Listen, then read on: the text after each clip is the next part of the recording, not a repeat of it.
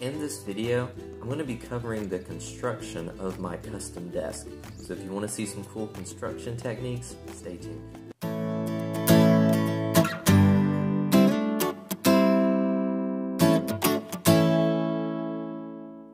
Hey everyone, this is Ethan. If you're liking the content on this channel, I would ask that you go ahead and subscribe. And if you have any questions, feel free to leave a comment or a like, and I'll be happy to answer any questions that you might have that hopefully I can answer.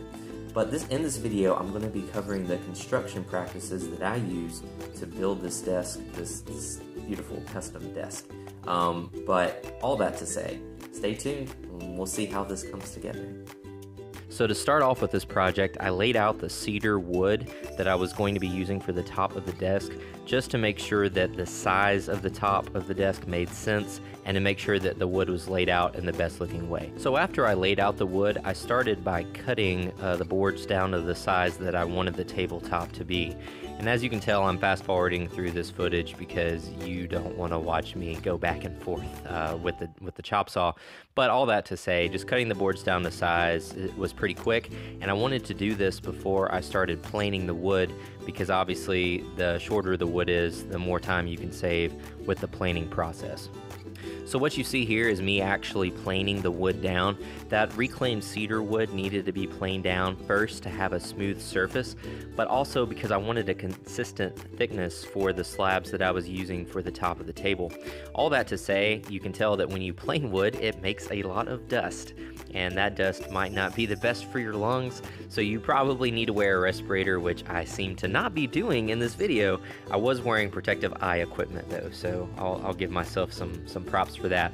This DeWalt planer that I'm using in this video works really well. I've had a lot of success with it, and I will put a link in the description below in case you're in the market for a planer. I would definitely suggest checking this out because I've had really good luck with it, and it's worked really well for me. You might notice too, as I'm planing this wood and running it through the planer, I'm flipping it over. That's just to make sure that both sides have a good, smooth, and nice finish to them, because once that finished surface is stained and protected correctly, it will look really nice. What you're seeing here are the plain boards actually laid out to represent the top of the desk. I just wanted to get a feel for how it would look in the space, and by doing this I actually decided to make the desk only 3 boards wide instead of 4, so that it would fit in the space a little bit better. All that to say, with these boards done, we're now going to move on to building the base of the table. So now I have my handy dandy miter saw set up. You can see that I've already measured the boards, and it's just a matter of making nice smooth cuts. And once again, this lumber here is going to be used for the base of the table. I'll put links below to the stand that I'm using, as well as a link to the saw as well. Now that I've cut the lumber for the base of the table, I went ahead and started to attach it to make the legs. So you can tell that I've actually used a clamp to hold that wood in place. I am a one-man operation, so I only have 2 arms, so clamps save a lot of time. But I always like to pre-drill my holes to avoid splitting the wood. So what you've seen here is I've pre-drilled my holes, and now I'm going back and putting in some screws. We'll get in a little bit later to using a pocket hole Craig jig device in order to drill some hidden screw holes, but for these I really just wanted to get some screws in there to hold these boards in place. And I'll be able to hide these screws with wood filler, so you won't even know with the final product that they're there. But these fasteners work really well. I use 2.5-inch screws for this so that I would get good penetration through the legs, but also through the baseboards as well. So as you can see, I'm just making sure that everything is in place and adding all the screws in like I need to. And I'll actually flip this around here in a second to take a look at the base to make sure that it's acceptable. So I wanted to include some cross bracing on my desk just for decorative value. It's not actually adding any sort of strength to it. But what I did was I took a simple 1x1 and I actually just put it in the place that I knew I would be installing it. Made a couple of marks to be able to cut those angles, because I've always really struggled with cutting angles into wood. So you can see here that this is the final assembly once I've cut those angles. All I did was I had them intersect behind, and I fastened them together with some small nails. I've assembled all of the leg assemblies that I wanted to make. I made a total of 3 of them, and you'll see all of them a little bit later. But now I'm actually laying them out on top of the table surface, and I'm trying to make sure that they're the correct distance from the edge of the tabletop assembly.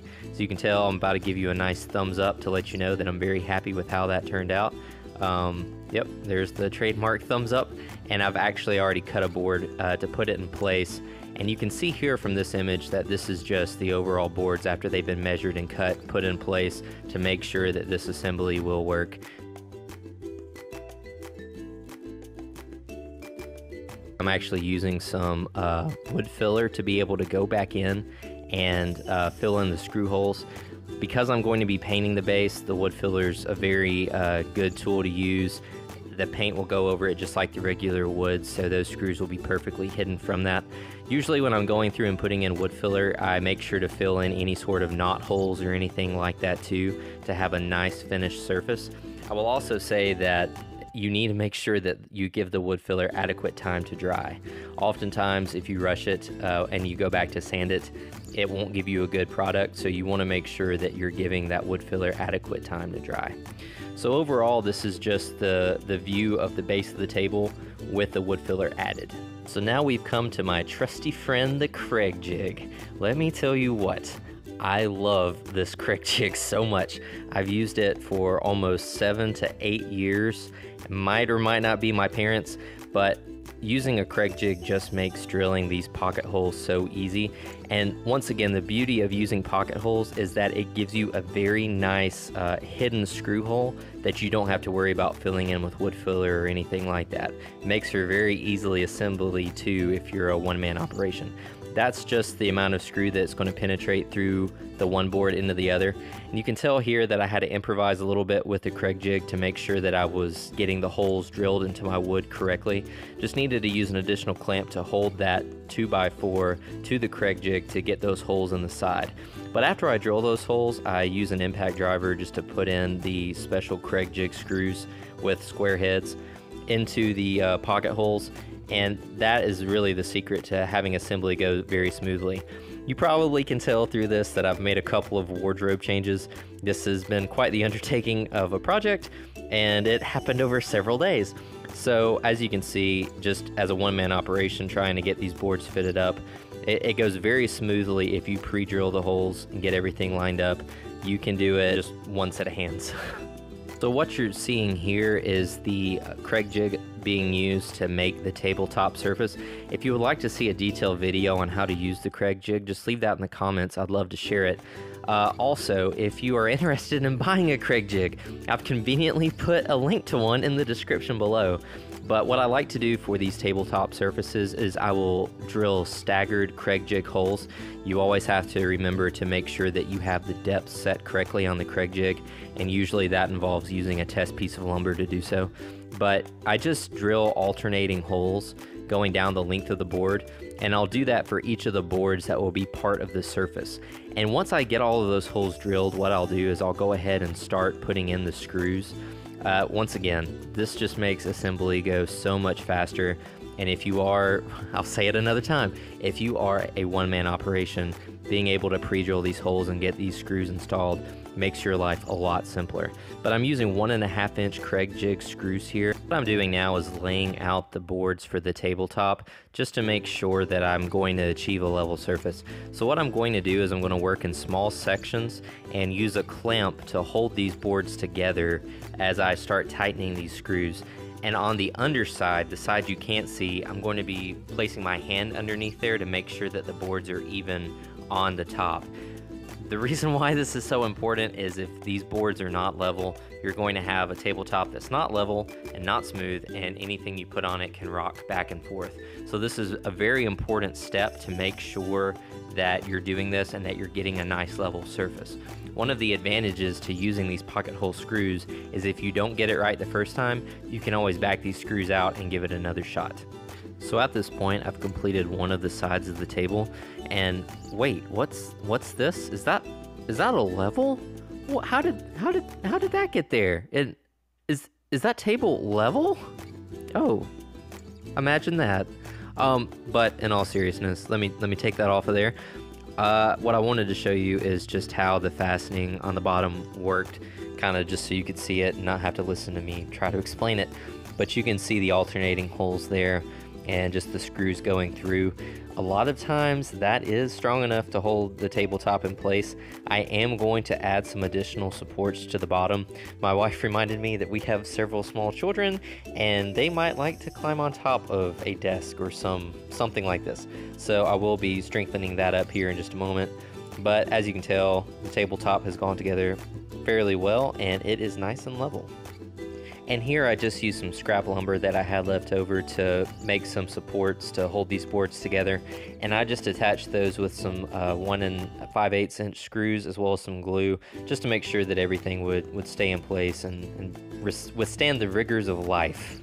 And here you can see the overall finished table. So by this point I've already assembled the other side of it and made my basement even more of a mess, as if that was even possible.